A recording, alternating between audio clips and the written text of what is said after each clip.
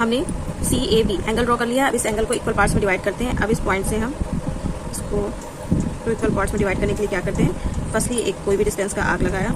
अब इस आर्क को लगाने के बाद जिस जगह जिस 2 पॉइंट पर ये आर्क कट कर रहा है वहाँ से सेम डिस्टेंस लेते हुए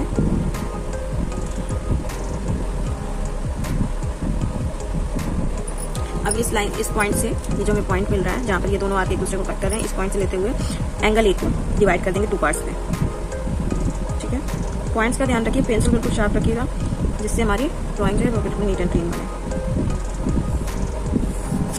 ओके, ये डिवाइडिंग लाइन जो है हम इसको नाम दे देते हैं D। ठीक है, जहाँ पर आर्क दोनों आर्क ने एक दूसरे को कट किया था, इस पॉइंट को हम E मानते हुए एक परपेंडिकुलर ड्रॉ करते हैं जो हमारी AB रेखा पर AB लाइन पर ड्रॉ करते हैं। ठीक है, E पॉइंट से AB लाइन पर एक परपेंडिकुलर ड्रॉ करते हैं।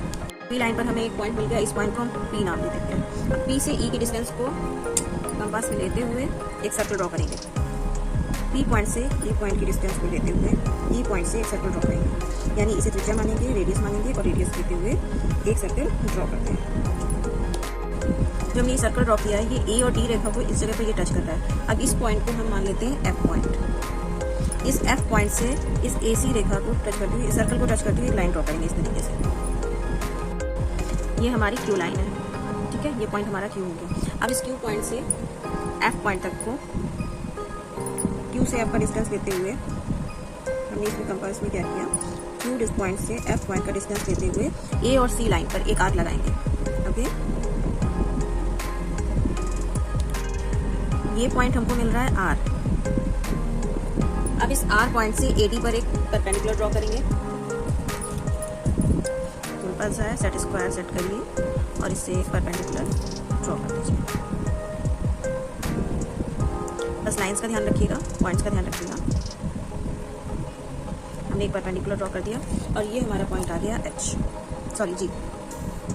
पॉइंट आ गया। ठीक है, अब क्या करेंगे, G और R को रेडियस मानते हुए इन दोनों की डिस्टेंस को लेते हुए हम एक सर्कल ड्रॉ करेंगे।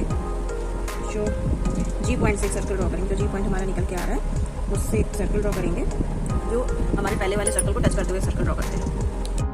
इस तरीके से सर्कल नंबर 1 2 3 हमारे तीनों सर्कल ड्रॉ गए हैं, तीनों एक दूसरे को टच करते हुए। लाइन्स को थोड़ा सा फाइन रखिएगा, आपको दिखाने की कहीं पे हमें लाइन्स डार्क करिए, डबल टाइम चलाया है, लेकिन जहाँ भी आप एग्जाम में बनाइए या कुछ भी बनाइए तो उसमें पेंसिल बिल्कुल शार्प और 1 टाइम ही चलाइए।